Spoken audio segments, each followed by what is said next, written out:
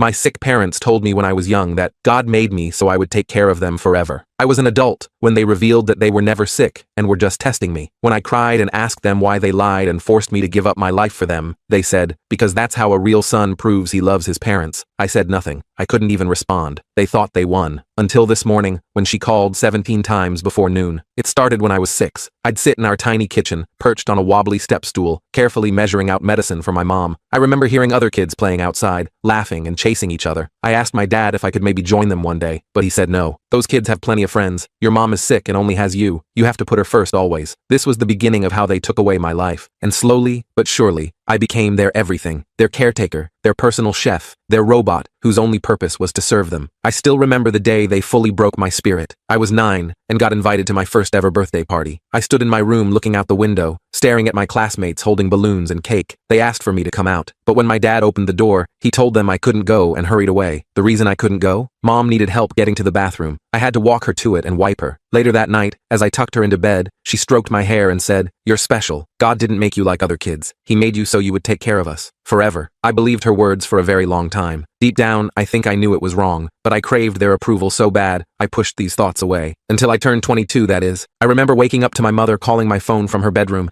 demanding I make her breakfast because she's too ill. That's when it hit me. The manipulation, the isolation, everything. I realized I was a failure who let them manipulate me. I wasn't a victim. I was a spineless coward. I'd missed out on my high school graduation because dad had chest pains. I gave up a college scholarship because mom would starve if I didn't make her dinner. Even my first serious girlfriend walked out after realizing I put my parents first. I knew I had to find a way to escape, and that's when a miracle happened. I worked at a local pharmacy around this time. It wasn't my dream job, but I knew a lot about medications, having spent my whole life sorting pills for mom, and my manager noticed how much I knew. One day, he introduced me to this doctor who was running this program to get people into studying pharmaceutical science. This kind of program would have been a dream come true. I wanted to take it, but the problem was, of course, my parents. I remember being scared of telling them at first, but then this feeling came over me, and I realized I needed to do this. If I didn't, I'd regret it forever. And so, I told them about the offer. I told them we could look into professional care for them since I'd be gone. I even offered to pay for most of it because they always said we were poor. But of course, my mom broke into tears, crying that she'd die alone. And as she cried, Dad gave me that cold, disappointed stare and said, "After everything we've done for you, this is how you repay us." I didn't even say a word back. For the first time in my life, I didn't give in. And over the next few weeks, I started researching programs for them. And while doing so, I looked into their finances. That's when I found it. Their savings could cover professional caregivers. My face went pale. I had asked them about getting caregivers a lot when I was younger, but they always said they couldn't afford it. Turns out they could. They just wanted me kept on a leash. That was my final straw. At least I thought it was. My actual final straw came later that night. It was just a few days before I had to give my answer.